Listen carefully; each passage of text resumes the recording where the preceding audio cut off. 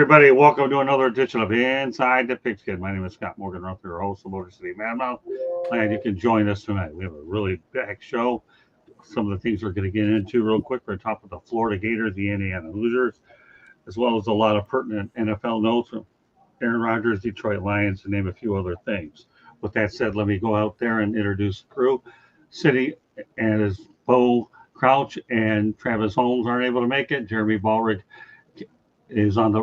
is taking one of their spots. Welcome back, Jeremy. Glad to be here, Scott.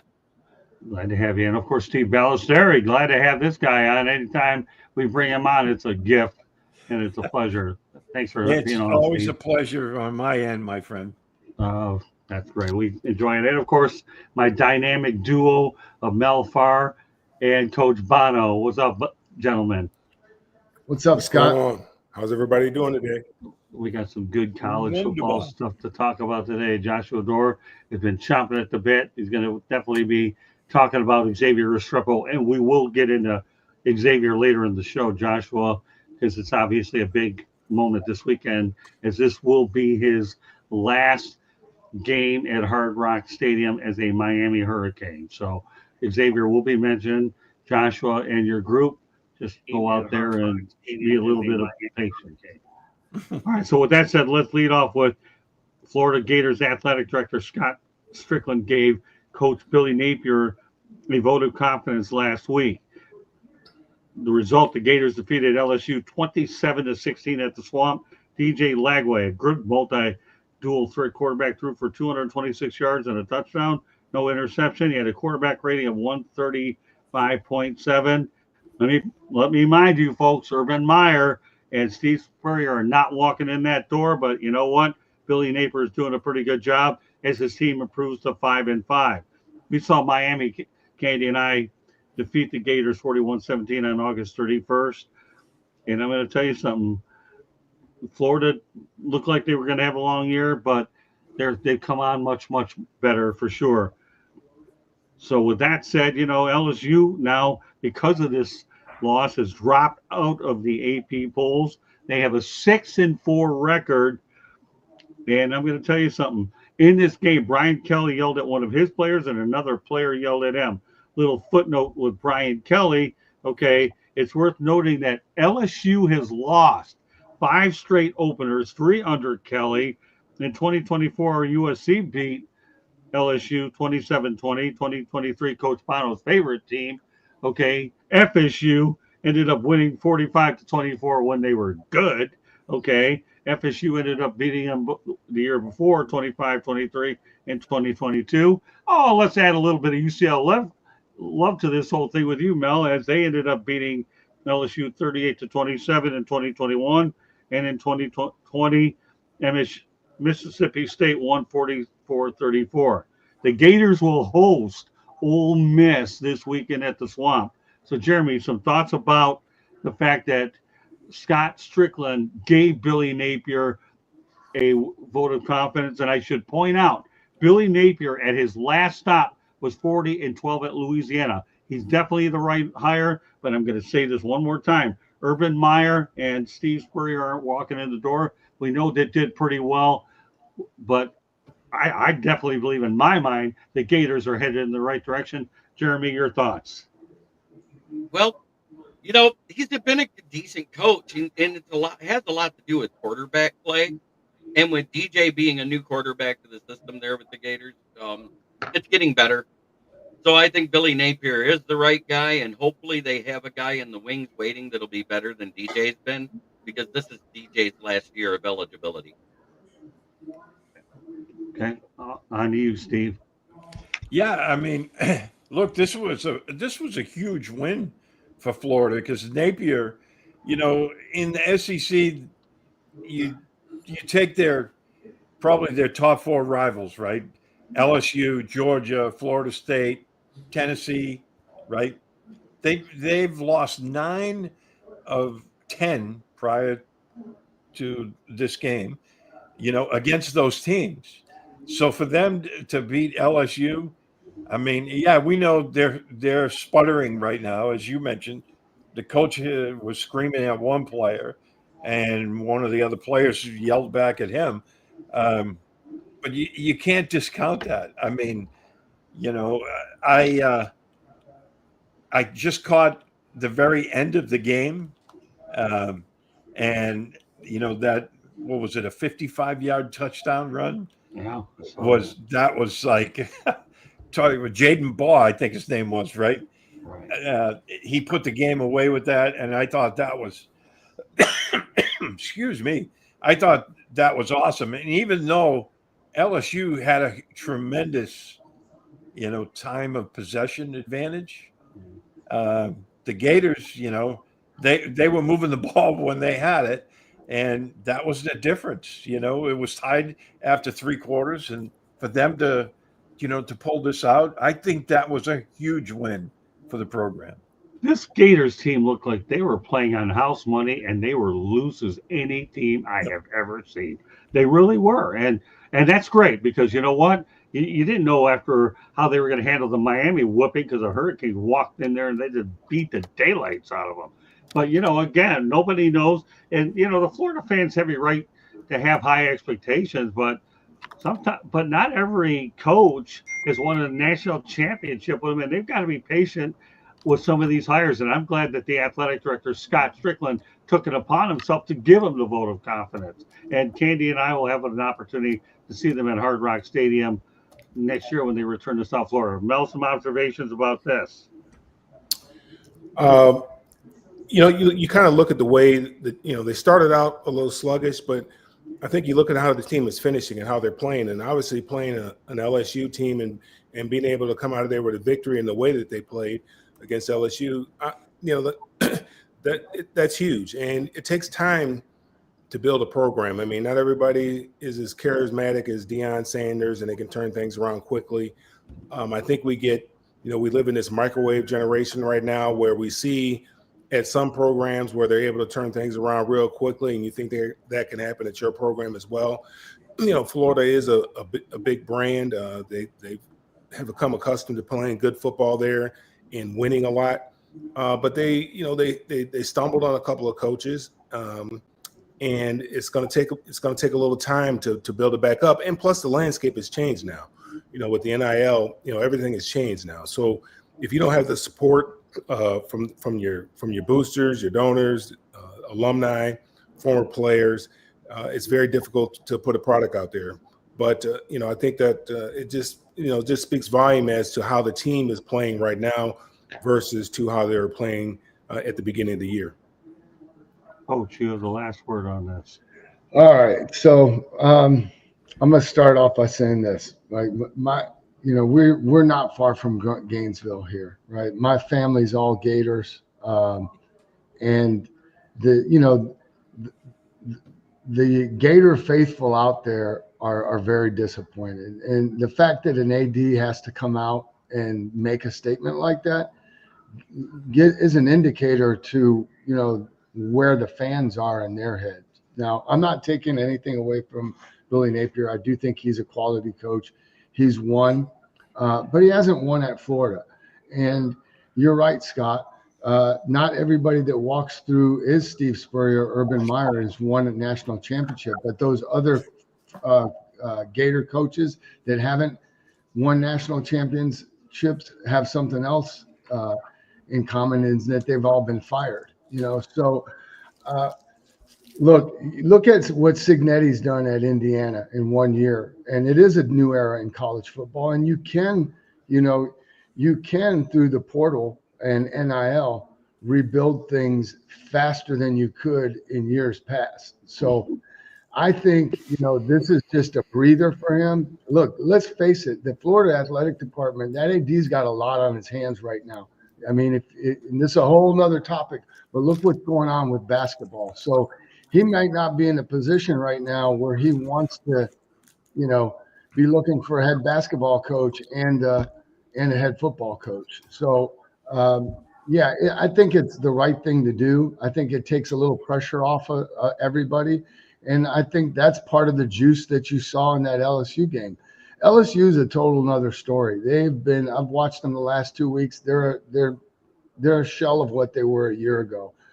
Made a lot of changes to that defense, a lot of changes to that entire staff. man, right now they're really, really struggling. Again, Brian Kelly, he's won everywhere. I never thought he was a perfect fit for LSU or the SEC. Time will tell what will happen with both of those. This last week was a good indication or a good step forward for the Gators, but it can't stop there. He's going to have to keep on winning. If he doesn't get fired at the end of this year, because ADs can change their mind, trust me, if enough boosters or pull back their donations, they're the ones that really hold the purse strings. They'll make that change. And if it doesn't, he'll start next year right where he started this year, firmly on that hot seat. Well, let me tell you something, Coach. You make a great point. Number one, Brian Kelly should never have left Notre Dame in the first place.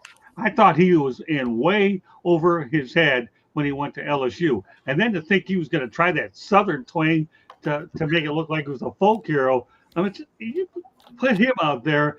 I don't know anything about TikTok, but if you just stuck that thing on there, I can only imagine the amount of views. But all the honeymoon period with this guy is going to go away. But Brian Kelly, you need. And look, we've seen it happen a lot of times throughout college football.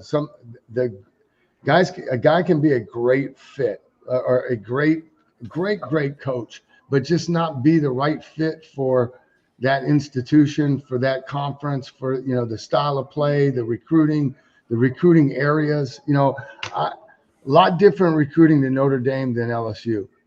No question about it at all. Both very hard, both very competitive, but let's face it, you're looking at a different type of player. Well, Lane Kiffin. Yeah, and it'd be tough to buy him out right now. I mean, he has a $60 million buyout, so he's really not going anywhere for at least this year. Nor should I think. Look, when you've won 10 games or more that many times in a year, you're allowed a couple mulligans, right? So. Now, one other point I should add, the Gators going to have Lane Kiffin come to town, and we all know that Lane Kiffin, if you can win at Florida Atlantic, this guy's stock boosted pretty high. Whether he'll be a candidate for Florida down the road, it's anybody's guess. Nothing we're going to talk about tonight, but what we are going to talk about now. Let me use that to prove a point. All right. Okay. Lane Kiffin wasn't the right fit for the Raiders, right? Right. I mean, terrible. They wanted Sarkisian. They settled on Lane Kiffin. It ended up a disaster. Well, how many people, Coach, realistically are the right fit for Al Davis? Really? Not many. Exactly. That's my point. So, but I'll tell you, he's gone ahead and revitalized himself. He didn't work out well at Tennessee, a one and done year there. USC, you thought that would be better. That didn't work out. But all of a sudden, this guy goes to Florida Atlantic, which is a job that you have to really handle it a certain way. We'll get into the Florida Atlantic story next week here on Inside the Pigskin. There's a lot of developing news out of Boca. Just didn't have time for it tonight. But I'll tell you one thing that we did talk about that we have an update on, and I'm glad that we can talk about it on our show tonight, and that's this. Last week we talked about the 10-0 Indiana Hoosiers. Coach Kurt Cignetti signed a new 8-year, $72 million contract and believes Indiana football will be a force to deal with for years. Translate. No signs of leaving, folks. He's not going anywhere. The Hoosiers are 10-0, and they face Ohio State on Saturday. I definitely, we'll see. He beat all comers, but Jeremy, I think Mr. Kurt here, this will be a pretty good challenge for him to see if he can pull off the big upset, and what could go a long way towards determining of what the final college football playoff rankings will be. Will it be a big upset, though? Because hasn't Ohio State already lost a game? Haven't they been manhandling a few teams already, Indiana? So I think it's a good matchup.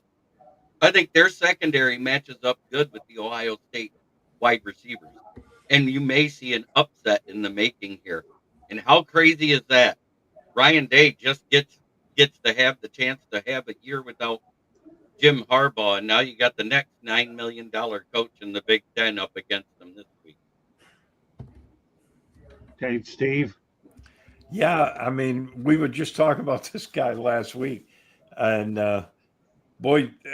he got a big chunk of change, right? So that answered one of the questions we had last week. Would Indiana, would they go all in for the football program, bringing it back to, where they're competitive against their rivals? And it looks like they are. I think this week is going to be huge for them. Maybe not so much for Ohio State, but it's going to be huge for them because, your coach just got this big, big chunk of change, and he's going to be around for a while, it looks like. So at this point, now they have to put the pedal to the metal and go 11-0. And I don't know whether they'll upset them, but I think it's going to be a really good football game. Well, when he says this program's going to be a force to deal with for years, let's not forget the fact that, this guy did some incredible stuff, okay, over at James Madison. And James Madison was an FCS school that turned into an FBS school, and they've made some incredible progress. And now look what he's done. Indiana has potential to be a top-tier school. You get the right guy in there. You're looking for that hidden gem, and then everybody's going to raid these other schools. Mel, some thoughts? No. Indiana doesn't have the potential to be a top-tier school. They got lucky. They found lightning in a bottle with this coach. They're very smart in their hiring process. They're also very smart in as far as their timing in which to give them an extension. You wait till after the Ohio State game, say they go and beat Ohio State, you can't touch him. $8 million is not going to be enough to keep him because there's going to be a lot of people who would be wearing a path out to Bloomington to try to get this guy, to try to hire this coach. And then again, the devil's in the details. I don't know what the contract looks like. I don't know what his buyout is. That $8 million salary number makes you think that the buyout's going to be kind of large. And I think the extension is to 2032 or something like that. There's all kind of retention bonuses and things of that nature. But the devil's in the details. It might be a contract that somebody's willing to get him out of to have him at their program. Whether it is a Florida or Florida State or an LSU. I think LSU thought they had their guy, and now they're not so sure right now. I don't think they're happy as far as the returns that they're getting on their investment. But again, I'm glad for Indiana because, if he does stay there, I think it's great for Indiana. I think it's great for the Big Ten as well. It's going to make that league that much more competitive. And that's make it more like the SEC where you have so many competitive teams in the SEC. You want to have competitive teams in the Big Ten as well. So I think it's good, because I was talking about last week, Indiana probably wanted, get an opportunity to enjoy this type of success for a very long period of time because we know that some big money program was going to come in there and take this coach. So, they put money in the coach. Now they got to, figure out this NIL thing and make sure, it's great that he was able to win with the players that, that he has there now. But, you really want to make it a dominant program. You've got to get the horses and makes coaching a lot easier. I mean, Nick Saban always said that. Okay, Coach. Again, we talked about this extensively last week. My feelings haven't changed. I'm glad he got a new contract.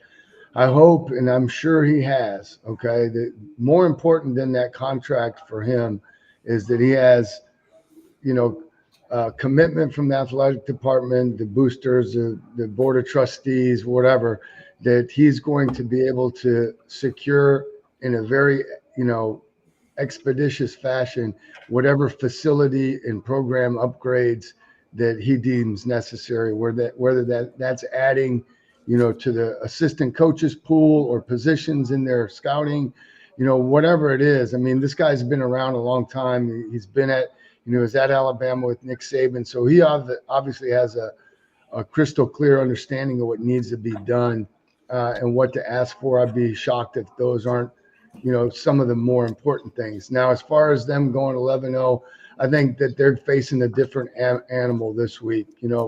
That said, Ohio State hasn't been playing great, but Ohio State is head and shoulders over anybody that they've played and beaten so far. I just looked at their schedule. So Illinois has, started off, they played FIU, Western Illinois, UCLA, who's playing better now, but was struggling at the beginning of the year.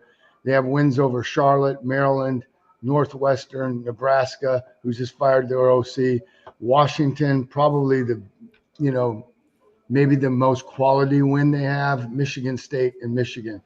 I'm going to say that, Ohio State is far and away better than any of those teams that I just rattled off on that list. So this will be a big test for them. They're going to get their 11th win for sure because they finished the season with Purdue. Then it'll be up to the committees and all that to figure out where they go. But I don't see them coming out of Columbus with a win. And if they do, then Ryan Day who's already kind of on the hot seat, might be days in Columbus might be numbered. Yeah, Candy, go back to the comment with Ralph Williams. I like that. We're going to a station break in a moment, Joshua. But go ahead. I want to see Ralph. Signetti signing contract means stability, and recruits will know who the coach will be there. That's, I think, the biggest thing about this whole contract extension for sure. All right, one thing I want to just briefly get to the Monday Night Football game. I didn't watch it, but there's a footnote from it that we're just going to mention. Playoff wins. Houston Texans have 5, the Dallas Cowboys 4, and that dates back to, I believe, 2002. So that to me is a stat that shows you how far Dallas has gone, and also the upstart program that you have with the Texans. Right, Jeremy? Yeah, not only that, they are 0-6 at home this year and losing by 20-plus points every game. Oof. That's all you could say about that is, oof. They are putting a big steaming pile of you-know-what in the middle of AT&T Stadium. Yep. Okay. I saw that stat when they threw it up on the screen, and I was like, same thing. Oh, my Lord. Yeah. Or as Dick Enberg used to say, oh, my. I'm telling you, the Texans leading the Cowboys 5-4 in playoff wins. Yeah, there's no way I could leave that off the show. Mel? I didn't watch the game much yesterday. It wasn't a game that I really wanted to watch, but the Dallas Cowboys are built a certain way, and they can't play that way because they can't play the way that they're built because of their deficiencies on defense. They're built to play with a lead. And it's funny, how last year you guys were, all getting on me about running backs, and I'm talking about they deserve to get paid and whatnot. And you look at the better teams in the league this year, whether it be Philadelphia, whether it's Detroit, whether it's Baltimore, Pittsburgh. One thing that they do very well is they run the football. You in this game it's cyclical, and it's a copycat league. So with the spread offenses, what happens is the linebackers got smaller. So you don't have the Levon Kirklands out there anymore, or the guys like the guy, I can't think of the other guy's name, Ricky Hundley. You don't have those big middle linebackers anymore, 260, 270 pounds anymore. They're gone. You don't have the big nose tackles anymore, 330, 350 pounds, because you are forced to defend every blade of grass on the field. So they were, teams thought they were getting smart by dropping safeties, making safeties the Mike linebacker, bringing them down and making them a Mike linebacker. And then the Mac linebacker, as we call it, the strong side linebacker, they're smallish, 6 foot, 230, 6'2", 230. They're built for speed. And so now what happens is, you have these big offensive linemen, and they're able to road grade now. And so the Cowboys, they don't have anybody that can stop the run. So it makes it very, very difficult. And then they can't play, they don't have enough playmakers on the offensive side to build a lead. They only have one player on one spectacular player out wide. And they have no running game whatsoever, so they can't keep you honest. And then, Dak is Dak. So you're paying these quarterbacks all this money, but they need to have a running game. You need to have a running game. And what's easier? Is it easier to get a quality running back, or is it easier to get a quality quarterback? Because every team is searching for a quality quarterback, and there's only a few of them out there. So if you give that quarterback a strong running game, it's going to make it a lot easier for everybody. It's going to make it easier for your offense. It's going to make it easier for your defense. You just look at the time of possession of that game yesterday. Even though Houston ran fewer plays, if I'm not mistaken. They still had, I think they still led in the time of possession, if I'm not mistaken, if I remember correctly. I was looking at it like 3 in the morning. Wow. Coach. Man, it was a clinic running the ball. You know, to Mel's point, if you watch Mixon, I mean, that first touchdown run that he had, I mean, that's just how you drop it off or draw it up. And I mean, nobody on the Dallas defense could get off of a block. And it's a sad state, but you know, as much as Cowboy fans are you know, happy when they win, they're super miserable when they lose, and it's not a great place to be right now. And you know, they've got a lot of problems in Dallas. They got a lot of issues that they need to fix. Well, the bottom line is Joe Mixon had 3 touchdowns last night. That's still hard to believe that the Texans 5-4 in the playoff win department, and the Cowboys, we know, need a new general manager. But Jerry Jones isn't getting it done. Okay, we are gonna go to that station break with Candy. Then after we come back from it, we're gonna talk about Aaron Rodgers. Go ahead. Hello, everybody. You are on the South Florida Tribune YouTube channel. If you see the red subscribe button, and that means you haven't subscribe to us. Monday nights, we talk baseball. Tuesday nights, we talk football. Wednesday and Thursday nights, you just never know what you're going to get on Sports Exchange and Fire Up. Fire Up Florida on Thursday nights talks hockey. And then, of course, on Wednesday nights on nofilter.net. On nofilter.net is the Motor City Mad Mall show, which Scott, Jeremy, and George are on typically on Wednesdays. This week it's going to be just Jeremy and Scott, so tune in tomorrow night. Nofilter.net. And then, of course, if you like to listen to podcasts, you can listen to us wherever you get your podcasts. There is also the South Florida Tribune Publishing Company published a book late last year. Lessons from the Microphone, tuning into the enduring wisdom of visionary leaders. It is written by your host, Scott, the Motor City Madmouth Morganroth. It is available on Amazon, Barnes & Noble, Kindle, Google, and Apple Books. There is also a link on our website, www.southfloridatribune.com, where you will also find the writings of Scott and Jeremy, and you'll find pictures that I've taken. So go check out the website. Go buy the book. It talks about Scott's 40 plus years in the media and how it has changed over those 40 years. It's a great gift idea as well.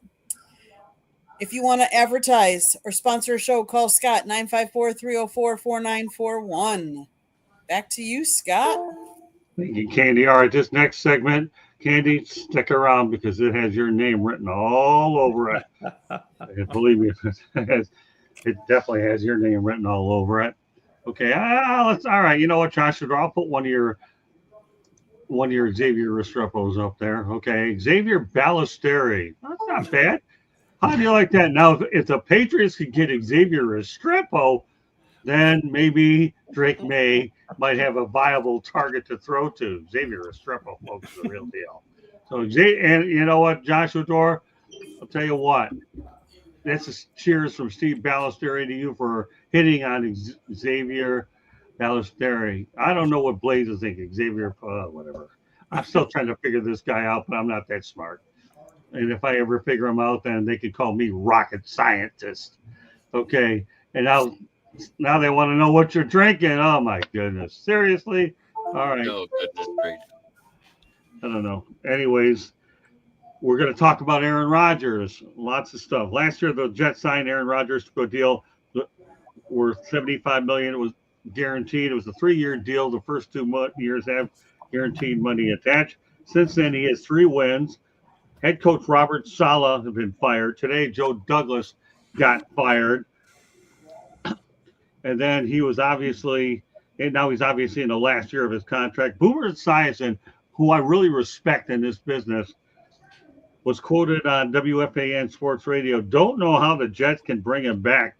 That locker room is completely fractured. Well, the latest news out of there says that the Jets are actually not going to they'd like to have a divorce from him anyway. So Boomer is right on target. I have a feeling that that will probably happen when if we figure out who the next general manager is. I know Phil Savage is the interim general manager, but when you talk about winning percentage for the last three quarterbacks, you've got Zach Wilson at 364. Can't get Zach out of my mind. Okay, at 364. Sam Darnold. I don't think Joe Douglas realized how good this guy is, but the Minnesota Vikings are figuring it out. And he was at 342. And yes, Aaron Rodgers. I don't know how you relax at a 273 winning percentage, even if they brought Devontae Adams in here. So with that said, okay, Jeremy, this is what we have to work with. Give it to me. As long as Aaron Rodgers is a part of that team, every GM and head coach is at risk of having their heads chopped off. He's a cancer. He's turned into a cancer. He at once was one of the greatest quarterbacks to play this game, but the last couple of years he was with the Packers. He held them at ransom basically the entire offseason, and now he's doing it to the Jets. Well, go ahead, Candy. So Aaron Rodgers went to the Jets, and he brought with him how many of the Packers from the Jets? But what did it do? They weren't doing that well with the Packers. He wasn't with all of the players. So what did they really expect a big change when he went to the Jets? And the problem is Aaron Rodgers is a very intelligent man. Let's be honest. He's very smart. He's got the contracts that he wanted. He's gotten the players that he wanted to bring in, but that doesn't mean that the production is there. He is not the same person that he or player that he once was. He's not a Brady. He going from one team to another team, I think was a big change for him. Let's see what Aaron Rodgers wanted to be a GM, and he wanted to be all of it. Do I see him as a coach someplace? No, because he doesn't have that mentality. But that's what he's trying to do, and he was trying to get his players. I would say the Packers are very smart, but I think sometimes they get rid of a player maybe 1 year too early. So I think maybe he would have had a good year last year. Now we'll never know because obviously he got injured. But was I sad to see him go at first? Yes. Now, not so much. Even with Jordan Love and all of the interceptions that he's throwing, I would rather have him now than Aaron Rodgers. Oh, well, Jordan Love, you have upside potential that you have. Still young, still learning, and there's no drama. All right, Mel, what are your thoughts about I want to say one thing. Pensman, I disagree because I do not think Aaron Rodgers is a coach. He's good. He's good for himself. I don't know that he's good for others and that he is a good teacher for others. Okay, Mel? I mean, that could change. With age comes wisdom. That could all change. But what Aaron's problem is, and what we can blame Aaron Rodgers for, is he's not playing well. That he has to own that. The rest of it, that's not Aaron's fault. He's just doing what he's been allowed to do. Now, they allowed all this to happen because, I guess they thought he was the Messiah. That's their fault. That's on an organization. They came in there. They adapted to Aaron Rodgers as opposed to having Aaron Rodgers adapt to them. They had a good run game. They thought they were just a quarterback away. Well, I mean, Zach Wilson is, I think won more games than Aaron Rodgers has. And, we know how poor of a quarterback he was. So, the biggest problem with Aaron is he's not playing well. That's his problem. And him not playing well, obviously there's going to be some consequences for that. People are going to lose their job. But as far as the other stuff, bringing his boys in, bringing in Hackett, bringing in the receivers that he wanted to bring in, that's on management and that's on ownership because they allowed him to have that kind of power. He's only doing what they allow him to do. If you don't allow him to do it, it's not going to happen, and he's going to fall right in line just like everybody else. Because obviously, he's not like Tom Brady. He's just not going to do that on his own. It's probably because Tom had to claw his way from the bottom to get to the top, so he has a much better appreciation of that struggle. Aaron never really had to deal with that struggle. Yeah, he sat on the bench for 3 years while Brett was playing. He probably didn't like it, but once they made the decision to move away from Brett, and Brett wanted to come back, and they said, "No, we got Aaron. We're good. We're going to go ahead and ship you off somewhere else," and they gave him the keys to the Ferrari. I think that elevated his ego a little bit, and he felt that he didn't have to really work for that.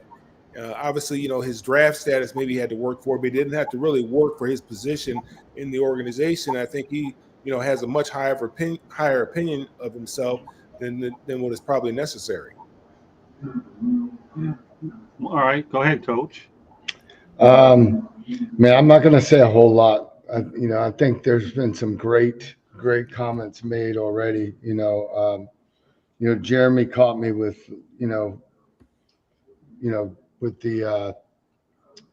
with his observation, which I agree with. I think, I felt this way last year. I wanted to take Aaron and tell Aaron, like, you need to stay off the Pat McAfee show, because the outside perception, Candy's point, how many ex-Green Bay Packers has he gotten around him? I mean, it's been a number of players. They've done everything they could to make this guy comfortable. They brought in his OC. They've given him Devontae Adams. Lazard was with him in Green Bay. It's a big reason why he was there. Look, he's in his 40s. His skills are diminishing. He's not the guy that he was at one time. But the biggest issue really is hubris. And hubris is a very, very dangerous thing for anybody, and regardless of your role that's in any type of high performance business. So, extreme pride and dangerous overconfidence, that's what you're looking at right here. I mean, you can't tell the guy anything. He's got all the answers. He knows what the problems are. And, he may outwardly say, I need to play better, but does he really believe that it's him, right? Does he really believe that he's the issue? I would venture to say deep down, he probably doesn't. That's where he's rooted in his head. So a lot of issues there, a lot of issues, not unlike Dallas. I think that place is in need of a total reboot, except for maybe the defensive side of the ball, where at least statistically they've been better. They've been good. But right now it's a dumpster fire. Steve, obviously you're familiar with that division all too well, being a Patriots guy. I think it's already been said. Management made a huge blunder with this. I mean, and I totally agree with Mel on that one. I mean, when you give him everything he wants and everything he asks for, who's really the head coach? Who's really the GM? I mean, they've given all the power to him, and it's blown apart like we knew it was going to do. I remember, when Rodgers went to the Jets last year. Of course, the national media wants a big, they want a winner in New York because it's good for business. But they were, pumping this Super Bowl talk, and the Jets hadn't made the playoffs in 10 years, And it's like, this is not going to end well. And, it's proven that. Now, the coach has been fired. Now the GM has been fired. And they're saddled with Rodgers. And honestly, like Coach just said, he has diminishing skills. So, if you get rid of him after the season's over, you're still on the hook for $46 million. And that's a lot of cash. So I know they can maybe spread it out over this year or next year. But that's a lot of money. Their best bet now is they're going to have to live with him one more year, try to draft a quarterback up high, and hopefully he learns something from Rodgers other than to be a snot, personally. I mean, that's, I don't know a coach that wants to step into that. I wouldn't want to be. If I'm a head coach going to, how the media is in the Big Apple, and to step into that type of situation, boy, I wouldn't want that. Not on a bet. So Okay, I'll give you my thoughts on Aaron Rodgers. Number one, I take Brett Favre all day long over Aaron Rodgers. Period. I've always believed that, and I always will. Number two, Aaron Rodgers. Here's the thing. I'll definitely welcome you to Jeopardy. Stay the hell out of the NFL. Nobody needs you. I don't know how many people want you. I mean, you to me, the way I look at Aaron Rodgers is a prima donna, okay, at the University of California. Okay, and by the way, P-Doc, I do like anchovies. My wife probably gets them only because of me, but I don't make many food references, but anchovies, you can get me on that one. So send Aaron Rodgers to Jeopardy. I got no problem with it because right now his career's in jeopardy anyways, but he belongs back on that show. I'll watch it. Stay out of this league already. And you know what? If maybe San Francisco, if they get tired of Brock Purdy, might give you a chance. But knowing that you're the general manager, remember that general manager called Trent Baalke ran Jim Harbaugh out of there. So, there's no place for you as a general manager. So Aaron Rodgers, get out of here. I don't know what accent it is. I can't stomach you anyway.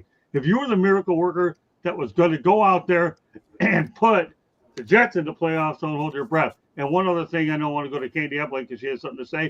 Mike Greenberg of ESPN, one of the reasons I don't watch that show regularly is because, and I repeat regularly, is I don't need some dumb Jet fan on there talking about the Jets when there are other teams out there more worth my while. That's the way it really is as far as I'm concerned. And Aaron Rodgers, get out of here. Okay, Candy, is something you want to add? So, barring retirement, Rodgers is due $23.5 million in 2025, the final year of the restructured 3-year deal he signed with the Jets. As of now, New York couldn't outright release or trade Rodgers immediately following 2024 without paying an exorbitant price. Cutting or trading him would result in a loss of $25.5 million, or roughly the majority of the Jets' entire projected 2025 salary cap, pending additional cuts. That won't happen. Rodgers could, however, be designated a post-June 1 cut, which would actually save the Jets $9.5 million against the 2025 cap, freeing his deal from the books. I'll tell you what I want for the holidays. Okay, you ready? I know it's a little too premature for this. All I want for the holidays is Cam Ward not to be a New York Jet. Don't ruin this guy there. He's a great quarterback. If you put him in that dumpster fire, oh my God, I'll tell you what, it'll force me to start talking about Howard Cosell and Dan Marino, two people I can't stand. I don't want to see Cam Ward out with the New York Jets. I might tolerate him with the Giants, okay, if you find the right coach, but not the Jets. Really? Get him out of there. I don't want him. I hate this guy. Tell me how you really feel. Don't worry. That'll get the chat room going. The guy's losing it already. But what am I drinking tonight? Water. Can't blame the caffeine this time. I'm actually drinking something a little healthy for a change. Get out of here, Rodgers. I'm sick of you.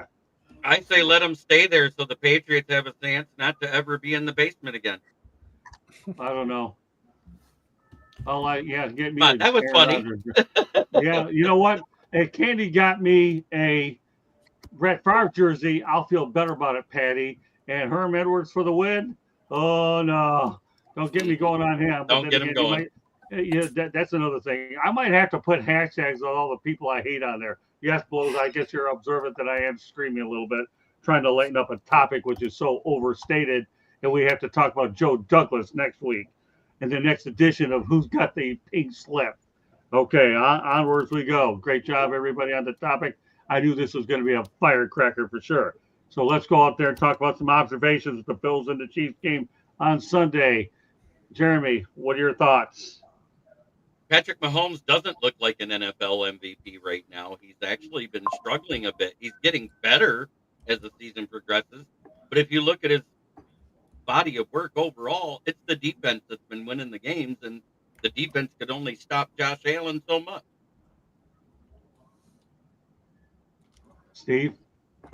Yeah, I thought it was a great football game, and my favorite part of the game, it came down to that 4th and 2, and I was sitting there watching it, and I was like, if the Bills opt for a field goal here, they're gonna go down once again to Kansas City. You have to go for the jugular. You have Josh Allen. You have to go for it. And, and they did. Josh Allen scores a touchdown. And, now they're up by 2 scores. And now the comeback wasn't going to happen. But I thought that was really great drama right there. 4th and 2, going against a really good defense. But Josh Allen is a different cat, man. I mean, he's, even though he's in the AFC East, you can't help but like that guy and, admire his game because he's a monster. I mean, he can run over the linebackers. He's fast. He has a cannon for an arm. You just got to love it. I thought that was a really good football game, though. Congratulations, Jay. Glad to have you on here all the time. So, you're a great addition to what we're doing. Okay, Mel, go ahead. Yeah, it was a good game. It's hard. There's a reason why only one team has gone undefeated throughout the entire season. It's very difficult to win in the NFL, especially when every team is going to be gunning for you, and is looking forward to giving you that one loss. Patrick Mahomes has not played very well. They have not run the ball as efficiently as they've done in the past, and I think that has definitely hurt Patrick Mahomes. Kelsey has not really been involved like he has been in years past. The receiver core, they got a lot of deficiencies there. The defense is playing lights out. Defense is good, although, they gave up some points this past week, but the defense is really what has been carrying them, all season long because Patrick Mahomes has just not been playing well. He's been turning the ball over a lot more than we're accustomed to him seeing him do. I think he's trying to do too much. And, they've had a lot of close games. They've won a lot of close games. They've been able to win a lot of close games. But Buffalo was just a little bit more than what they could stand this past weekend.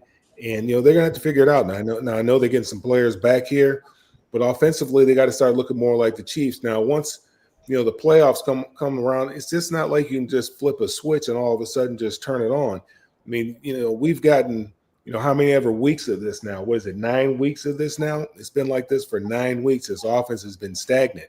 So this is who they are. They're going to have to work hard to try to change their identity and, so that they can be a much more explosive offense and much more efficient offense.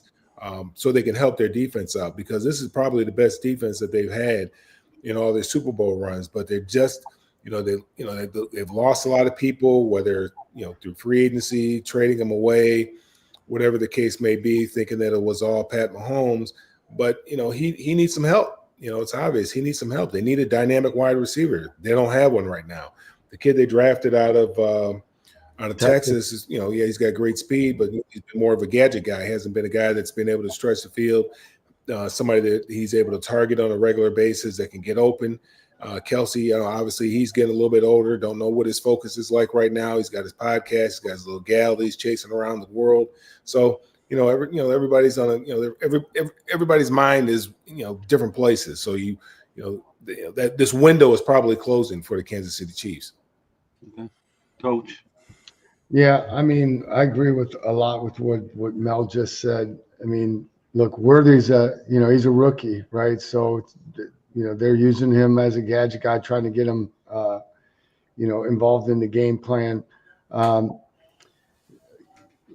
Defense is playing well.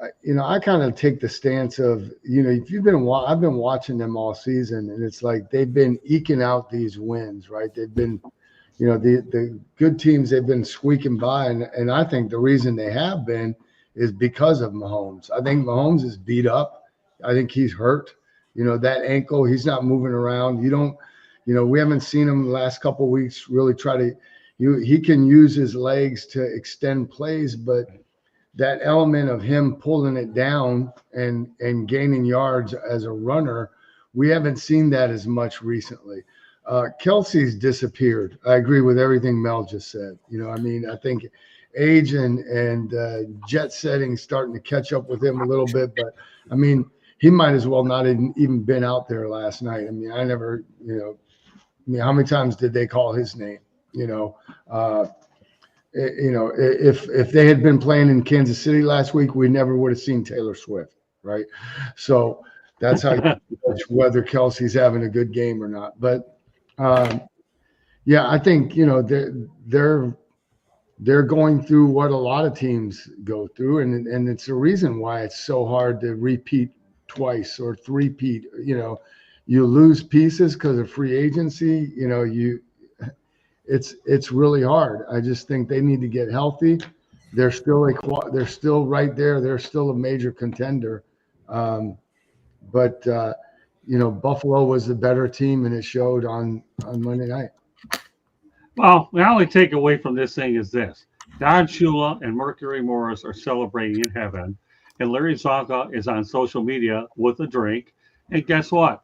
The Miami Dolphins will still be the only undefeated, untied championship ring ever. And the Kansas City Chiefs were living dangerously all year with some of their close games. Then when you come against an elite team like the Buffalo Bills, then if there would have ever been a game I would have thought on the schedule they could lose, this was the one. So, and I think what was interesting when they did their live pregame show is, as you can tell by CBS, they have that brand new stadium across the street from the other one. So I'm glad to see that the Bills are getting a new stadium for sure. A few other things I want to get to. Just a fact here. You guys can comment on it if you want. Derrick Henry is the first player since Jerry Rice, going back to 1987, to score a touchdown in each of his team's first 11 games of a season. That's a pretty remarkable feat. Around the horn, Jeremy. Start off. Wow. What else can you say? He's been amazing. There's so much going on right now. It's crazy right now with all the scoring that's going on by certain teams and all over the place. And we're just in awe, and we get to watch all this. You know what I mean? It's one of those things where you go, that's really a stat. It's crazy. It's a good stat, though. Yeah. And I don't know. I just wonder if Jerry Jones has ever seen that stat. I don't know. And I'll go ahead and turn over to Steve, because evidently the running back situation in Dallas is bad, and Derrick Henry with every touchdown is making Jerry look worse. Well, they're banged up, and they don't have the running game they've had in the past, and it's all coming home to roost on them. I've never been a big fan of the coach, but he's going to be the fall guy this year. He'll be gone, and I know no one's shedding tears for Dallas right now. Literally not. Yeah, Nope. Hey Joshua, I know that you've become a Bo fan. He'll be here next week. He had another commitment he had, but I'll pass on your regards to Bo anyways, that he wishes that you were here. I'm sure he'll like to go out there and hear that from you. All right, with that said, Mel, some thoughts. Since you played the running back position, Derrick Henry is just an amazing guy. Back. Yeah, he's that's kind of back I like, because he kind of in my own type of mold, a big back. Obviously he's extremely powerful, fast. He plays the game. He's not going to juke and dodge you. He's just going to choose the shortest path, which is generally right over you. So I mean, I appreciate his game. I appreciate the way that he's been able to maintain his body through all these years, even though they got him at a discount. He's 30 years old, 29, 30 years old, whatever the case may be. But he takes care of his body. That's the key thing. He takes care of his body, and the Ravens are better for having him without question. I mean, better than any of the backs, the combination of backs that they've had the last number of years. You can have a feature back. It's okay to have a feature back. When you have a guy like Derrick Henry, you have a guy like Saquon Barkley, a guy that can, look at Saquon. I mean, I don't know how many times he's hit his head on the goalpost from distance this year. You get a guy, even Gibbs. I mean, if he wasn't splitting time with Montgomery, I mean, there's no telling how many touchdowns and how many yards he would have right now. But he's one of those guys that can hit his head on the goalpost from any place on the field. There's nothing wrong with this, with having a dynamic running back and paying him, because it just makes everybody's job that much easier. One game, Jared Goff had how many passes? 15 passes or some 12 passes or something like that? 18. It makes his job so much easier. The throwing lanes are so big because of the play action. They're so defined, makes Jared Goff's throws so easy. Everything is effortless with him because they got that dynamic running game. They have that dynamic running game. So, yeah, I mean, what he's done, he's made Baltimore a contender. He might, it's going to come down to them and probably the Bills as to whether or not they go to the Super Bowl or the Steelers. I mean, they have a problem with the Steelers, obviously. But this is probably Lamar's best chance to get to the Super Bowl. So we'll just have to see how it plays out. Yeah, Pete has a couple interesting comments. Ravens are playoff jokers lately. They have been. Pretty hard to debate that. Lamar is a regular season stat patter. Well, you know what? Hard to debate that too until the guy gets to the Super Bowl. I could go either way on that, but I'll give Coach the last word on this topic. Derrick Henry, all I can tell you, he's just a heck of a back. I enjoy watching him. And when I was covering the Jaguars, I had the opportunity to watch him when he was with the Tennessee Titans. He's a special player, and I could definitely see a bronze statue of his in the Hall of Fame one day. He's that good. Yeah, that's what I was going to say, Scott. I mean, when I look at that stat, first 11 games, touchdown, I don't know what's more impressive to do it as a wide receiver or running back, but it's impressive regardless. He's my favorite. He's one of my favorite players in the league, and he will, he's destined to be a Hall of Famer when he's all done. Well done. Yeah. So, yeah, Josh, you're right. I run a tight ship to stay on track. But you know what? Jeremy's a heck of a broadcaster. He's come a long way in my time dealing with him. And I'm glad that he's able to fit in pretty well with this group when he's called upon. So, all right, now we'll talk about the Detroit Lions. They stopped the Jacksonville Jaguars by a score of 52-6. My goodness.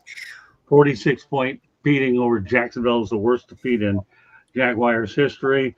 Lions have a franchise record for total yards, 644. And the Jags, to me, have lost 14 out of 17 under Doug Peterson. Here's the thing, and I know that Steve knows I'm going to hit him with the obvious question, but I'm going to go ahead and ask Jeremy. You saw the game. The Lions scored on every possession that they had. Take it from there, Jeremy. Well, Jack Fox didn't even have to punt. We went for it 3 times and got it on 4th down. We scored 8 straight touchdowns and a field goal. What more do you want out of a team? And we even got over 100 yards out of our backups in the 4th quarter. 3 for 4 and 43 yards out of Hendon Hooker, and another 60 out of the 2 running backs and Craig Reynolds and Sion Vaki. That's insane to talk about. We outgained them. They had 170 yards. We had 645. That's the first time since 1979 that a team has outgained another offense by 475 yards. And let me tell you, on tomorrow night's Motor City Man Mouse show, Smoking Jeremy B, that's on No Filter Network, will be tasked with coming up with a lot of stats I'm going to have.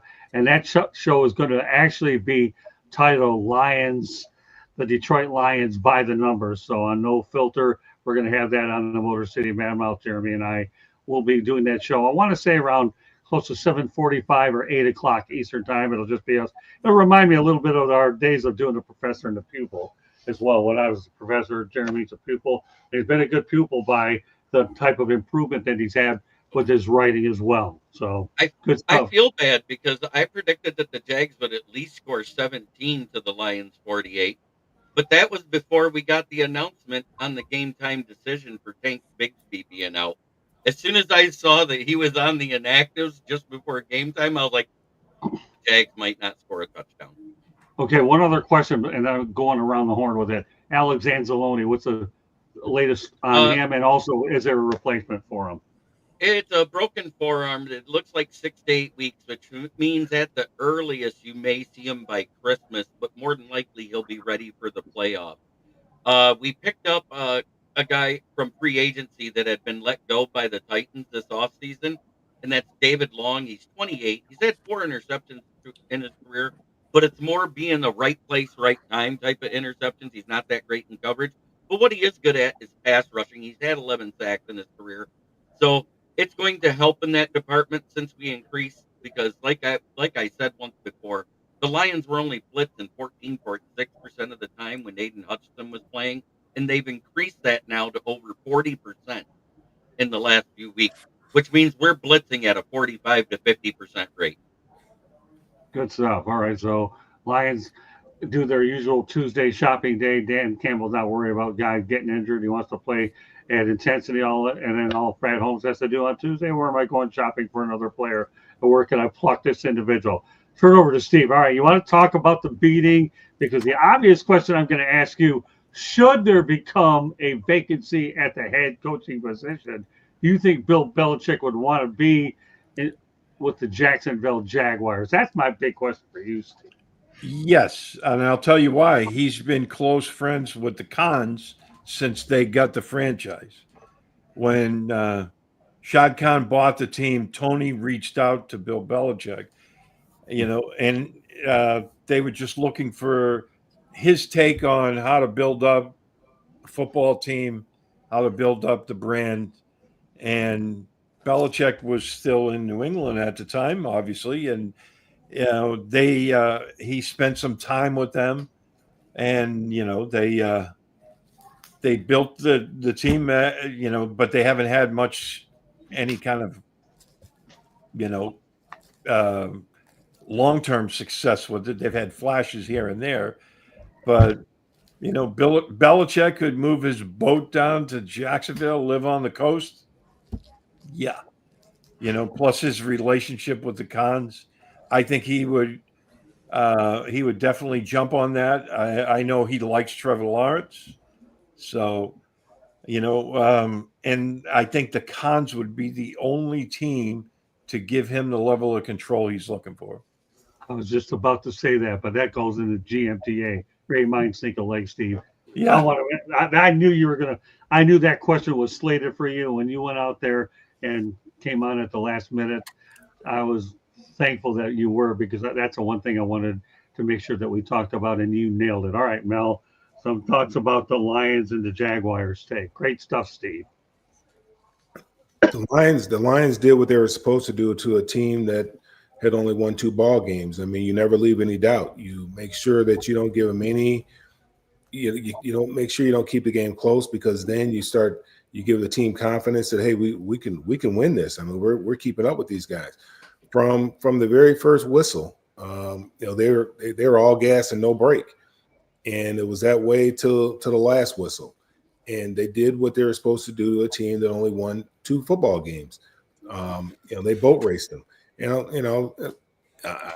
Because typically, you might think the team would have a letdown and play down to their opponent. They didn't do that, and that's a great sign. I mean, they won a game the week before when Jared Goff turned the ball over 5 times, a game that they had no business winning, but they found out a way to win that game. And then you come, this week here, a team that you're overwhelming favorites against, and they handled their business. They went in there, handled their business, and now they're on to the next week. So really super proud of the way that they went out there and played, and looking forward to this week, and obviously looking forward to on the Thursday game when they play on Thanksgiving to see if they can win a Thanksgiving game, which has been something that's been somewhat a little bit difficult for them. Yeah, I want to footnote there with you, Steve. Were you at Super Bowl 39 over in Jacksonville? Did you go to that game? Who, me? Yeah. No, I did not. Yeah, I was at that game, and I'm going to tell you something. One of Bill Belichick's rings came against the Philadelphia Eagles in that stadium. That will be soon to be the stadium of the future when we get Travis Holmes on, and we'll talk about it. So he'll have some good memories of that stadium for sure. And I do agree with you. They're the only team that's going to give any control. But a Super Bowl ring, you can rest assured the Cons are envious of it. All right, Coach, your final word on the Lions. Yeah. I mean, Mel pretty much took the words out of my mouth. The thing that you always worry about as a coach is, when you have you have a good team, you're better than your opponent, but you always, there's always the possibility because the guys watch the film, right? They know the record that, you worry about them playing down to the competition and, allowing a game to be, closer than it should be. We refer to those as kind of like trap games, which this one definitely was. Not that I thought the Jags would have any shot at winning that game, but they could have made it close had Detroit not taken care of business, and they did exactly what they should do, what you would hope to do, what a great football team is going to do, what a great culture is going to do. They put it on display. They went out there and they really made Jacksonville look like their scout team. I bet if you pull up the practice tape, probably other than tackling and finishing to the ground, probably didn't look a lot different than what practice looked like. It was a dominating performance by the Lions, and again, kind of shows or highlighted or exposed the where Jacksonville is right now as a franchise.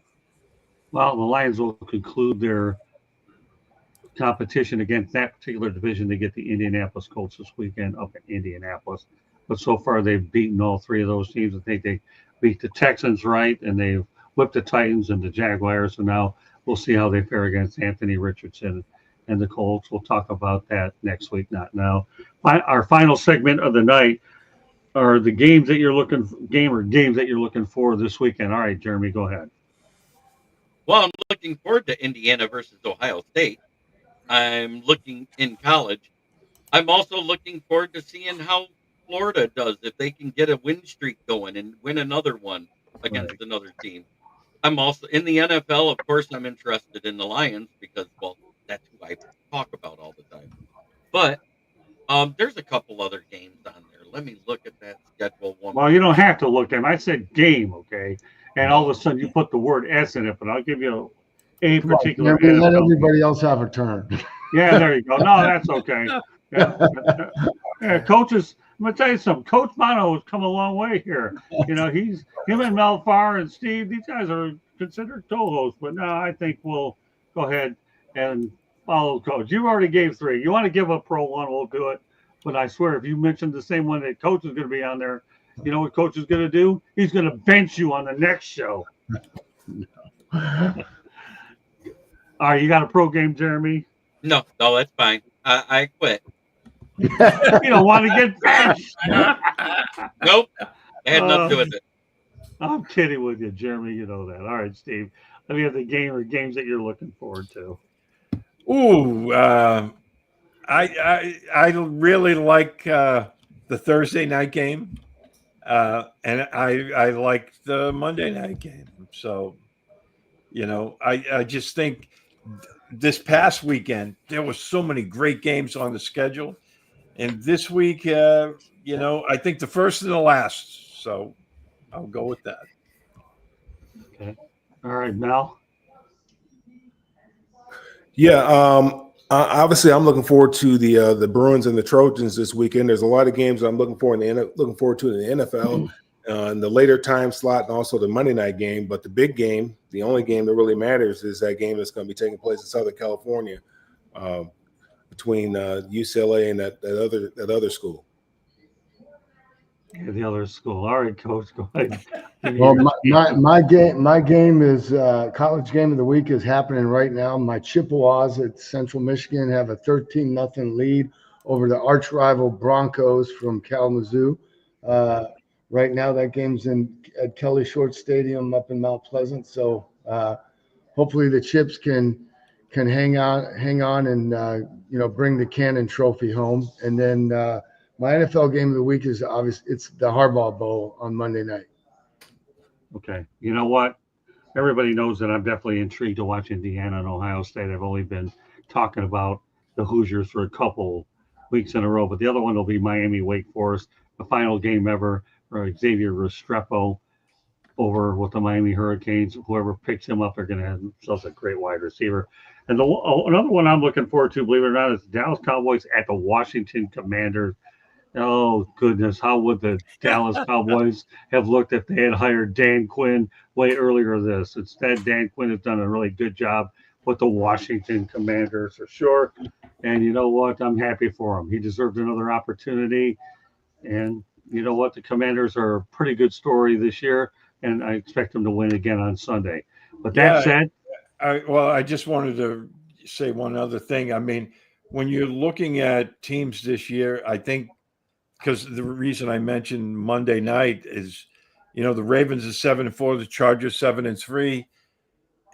When you look at the job some coaches have done, I mean, you look at Jim Harbaugh, and they lost Eckler, they lost Williams, and who's the other guy now? I'm drawing a blank, but nobody gave them much of a shot this year, and I think you have to look at the Chargers and the job that Jim Harbaugh is doing, and you have to say he should be in the running for possibly Coach of the Year if they can keep up the winning that they're doing. good point. And by the way, another one that I forgot to mention, Army is at versus Notre Dame at Yankee Stadium. So that should be fun. Anytime we can give a shout out to our military academies, we'll do it. I know that Navy crushed USF last week, but Navy and Army have had pretty good years. So Army and Notre Dame is another one to watch out for. So all right, well I like the games. We were all over the map. All right, Jeremy, you can now come up with an NFL game because you didn't step on coach. I'm interested in seeing what San Francisco does versus Green Bay if they can rebound from losing to the Seahawks at home. Because it seems like every time they lose, they come back and mollywop somebody. But they're going to have to do it without Nick Bosa, who re-injured his oblique injury from the week before and actually strained the one on the other side. And he himself has said it. He thinks he's going to miss at least a few weeks. There you go. Now everybody got their NFL game of the weekend. We say adjourn. That's a pretty interesting game, that's for sure. All right, Candy, go ahead and take us home here the rest of the way, and everybody's going to talk about where they get a hold of them. But my voice is starting to get a little bit raspy, and we know what happens when my voice gets a little raspy. We got that fresh voice here to do it as well. Go ahead, Candy, take us the rest of the way. So your host wrote a book late last year, Lessons from the Microphone, Tuning into the Enduring Wisdom of Visionary Leaders. It is available on Amazon, Barnes & Noble, Kindle, Apple, and Google Books. Watch for details on an audio version of it coming out either later this year or early next year. You can also find a link on our website, www.southfloridatribune.com. Link for that book. You can also find a link for our merchandise store where you can get a hat, sweatshirt with South Florida Tribune on it. You can also read Jeremy's articles, Scott's articles, my pictures. And if you like to listen to podcasts, you can find us wherever you get your podcasts. Monday nights baseball, Tuesday nights football, Wednesday and Thursday nights you never know what we're going to be talking about. Although Thursday nights we do talk hockey. And then tomorrow night on the Motor City Mad Mouse Show, Scott and Jeremy will be talking on nofilter.net. Yes, it is a platform where you have to purchase a ticket to watch it, but the tickets are free. So go join, go listen. Again, tomorrow night, nofilter.net. If you want to advertise or sponsor a show, call Scott 954-304-4941. If you have any show ideas or want to be a guest, email us at southfloridatribune@gmail.com. And if you missed it, Chicks and Salsa had a guest on our program tonight at 7:30. Go check out our show. Back to you, Scott. All right. Well, I want to thank everybody on our crew for going out there and being on tonight. Obviously, we had a very good time there for sure. And I believe that, Candy, I don't wonder if you could put the link in there for how they can get merchandise.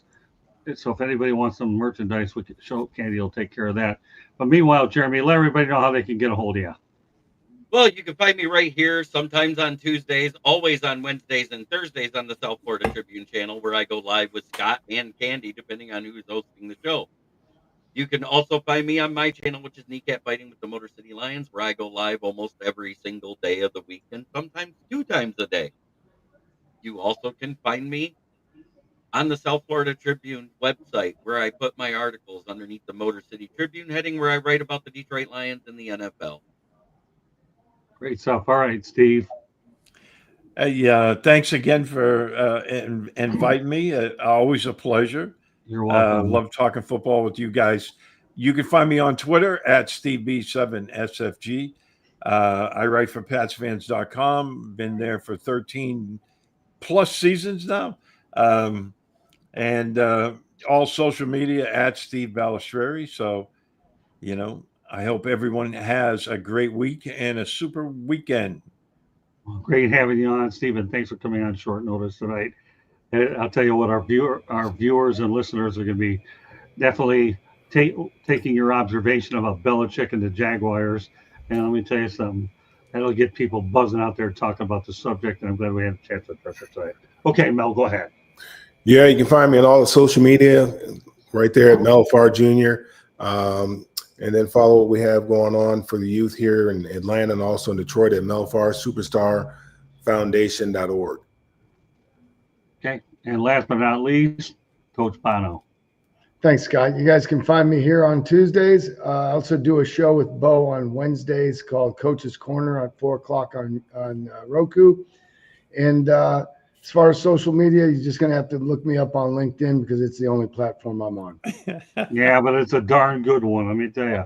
LinkedIn, I've met a lot of unbelievable people on there.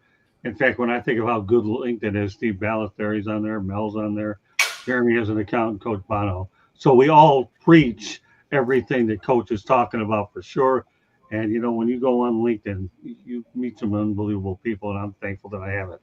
It's one of the social medias that I do participate in. But meanwhile, I want to thank everybody in the chat room. Great activity in the chat room tonight. A lot of interesting stuff for being a part of the show. But more importantly, my greatest thanks are to Smoking Jeremy B, Steve Balistreri, Mel Farr, and Coach Bono for being on the show. Bo and Travis, look forward to seeing you when you make your return. Candy Ebling, as usual, behind the scenes. We appreciate you as well. So on behalf of my crew and the chat room and everybody else, I want to thank you for joining us on this edition of Inside the Pigskin. We will see you next Tuesday night with some Thanksgiving predictions. It'll be a Thanksgiving show, so let's get ready to talk some football, and we'll see what teams end up being the turkeys right then and there. But don't expect me to cook a turkey because I'm the worst cook on the planet. All I did was broil it many years ago, and I could have dribbled that bird and shot baskets with it. I'll get into more details if you tune in next week, but it was definitely not one of my better nights. Oh, yeah, I broiled that stupid thing. I could have played NBA basketball with it. All they do is take some shots with it anyway, so what's the difference? So on that said, that does it for us tonight. And Coach Bono, thanks again for hanging with us, and everybody else for hanging in there. God bless everybody, and we'll see you next week. Good night, everybody.